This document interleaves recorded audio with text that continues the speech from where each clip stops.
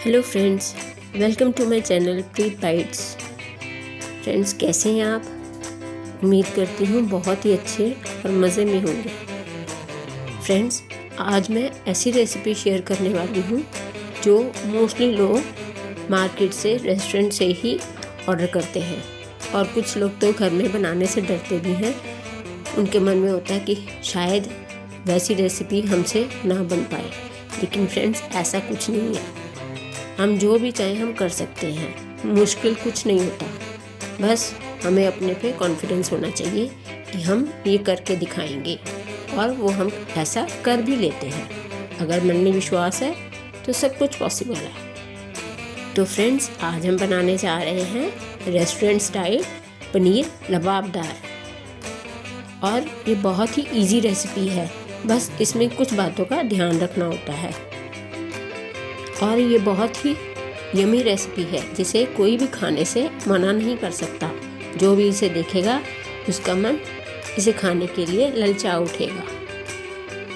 तो फ्रेंड्स, चलिए हम आज की रेसिपी स्टार्ट करते हैं। तो सबसे पहले हम लेंगे 5 मीडियम साइज़ टमाटर, 2 हरी मिर्च, 1 इंच अदरक का टुकड़ा, 7 से 8 लहसुन की कलियाँ। और जितना हम टमाटर ले रहे हैं उससे आधे से भी कम प्याज लेंगे। इसलिए मैंने 2 मीडियम साइज़ के प्याज लेने थे, लेकिन प्याज छोटे थे तो मैंने 3 प्याज ले लिए। अब इन सब चीज़ों को अच्छे से छील के मोटा मोटा काट के, आप मोटा मोटा काट सकते हैं इसे कोई इतना बारीक काटने की कोई ज़रूरत नहीं है, क्योंकि बाद में हमें इसे मसाला बना के फिर इसे ग्राइंड ही करना है। तो इसलिए आप इसे रफली ही चॉप करें। और दूसरा, आप इस बात का ध्यान रखेंगे कि आपके पास जितने टमाटर हैं उसी हिसाब से 1 टमाटर के बराबर 4 काजू लेंगे। अगर आपके पास 4 टमाटर हैं तो 4 से 4 16 काजू हो जाएंगे। अगर 5 टमाटर हैं तो 20 काजू के पीस हो जाएंगे। तो इसलिए 1 टमाटर के बराबर 4 काजू लेने ज़रूरी है। इसी से हमारी ग्रेवी में अच्छा टेक्सचर आएगा और स्मूथ बनेगी। तो फ्रेंड्स, अब इन सब चीज़ों को प्यार से आराम से चॉप करें और रेडी करके रख लें। अगर हम प्यार से, आराम से, अच्छे मन से सामान काटेंगे, सब्ज़ी बनाएंगे, कोई चीज़ बनाएंगे, तभी तो उस रेसिपी का फ्लेवर भी तो प्यार वाला अच्छा ही आएगा। तो तभी तो सबको अच्छी लगेगी। इसीलिए तो कहते हैं जहाँ प्यार होता है वहीं भगवान का वास होता है। तो फ्रेंड्स, सब्ज़ी के मसाले के लिए अब हमारी चीज़ें सारी चॉप हो चुकी हैं। तो अब हम अगला स्टेप आगे बढ़ाते हैं और अपनी सब्ज़ी शुरू करते हैं। तो फ्रेंड्स, अब एक गैस पे एक पैन लें, उस पर 2 या 3 चम्मच देसी घी के डाल लें।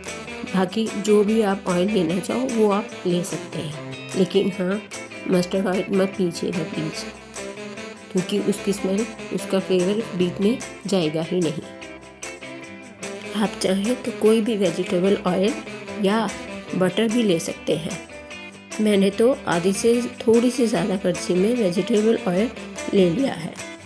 तो अब ये तेल गर्म हो चुका है। अब इसमें आप 1 टेबलस्पून जीरा डाल दें और उसे क्रैकल होने के लिए उसकी वेट करें। जब तक कि आपका जीरा भुनना ना शुरू हो जाए या क्रैकल ना हो जाए या नीचे से ऊपर आना ना शुरू हो जाए तेल के ऊपर, तब तक आप 2-3 छोटी इलायची, 1 सिनेमन स्टिक, वो भी 1 इंच की, जीरे के साथ ही डाल दें और अच्छे से, ताकि वो भुन जाए।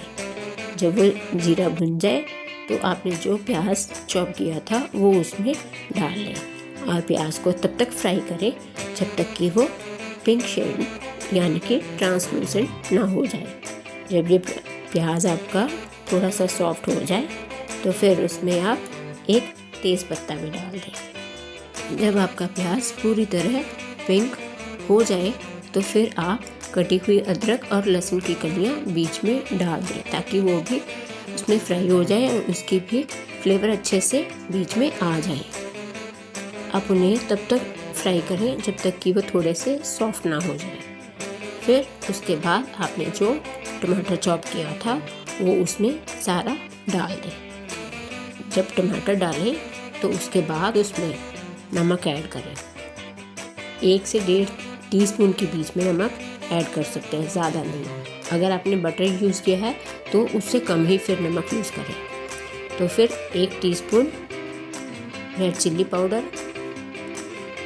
आधा टीस्पून टर्मरिक पाउडर यानी कि हल्दी, और 1 टीस्पून सूखा धनिया पाउडर, ये सब इसमें डाल दें और अच्छे से मिक्स कर दें। जब ये अच्छे से सारा मिक्स हो जाए आप उसे अच्छे से हिला के मिक्स करें, अपने आप नहीं होगा। जब वो अच्छे से मिक्स हो जाए और आपको लगे कि थोड़े से टमाटर सॉफ्ट होने शुरू हो गए हैं तो उसमें थोड़ा सा पानी डाल दें ताकि वो टमाटर बीच में अच्छे से गल जाए।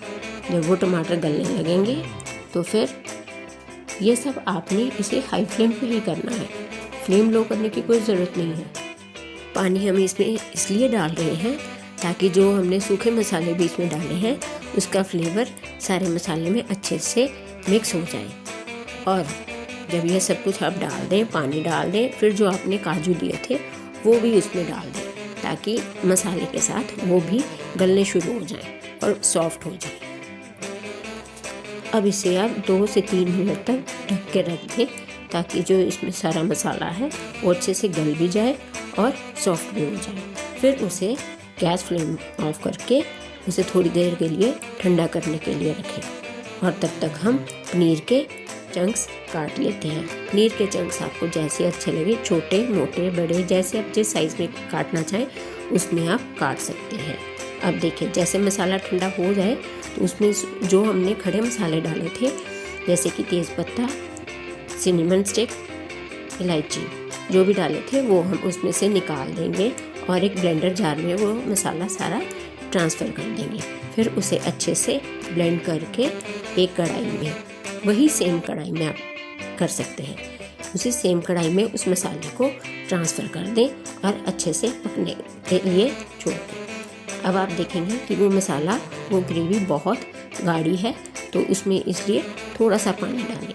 जो आपका ब्लेंडर में मसाला लगा होगा उसी में आप पानी मिक्स करके उसे खंगाल के वही मसाले वाला पानी उसमें ऐड करें, कोई एक्स्ट्रा पानी मत ऐड करें।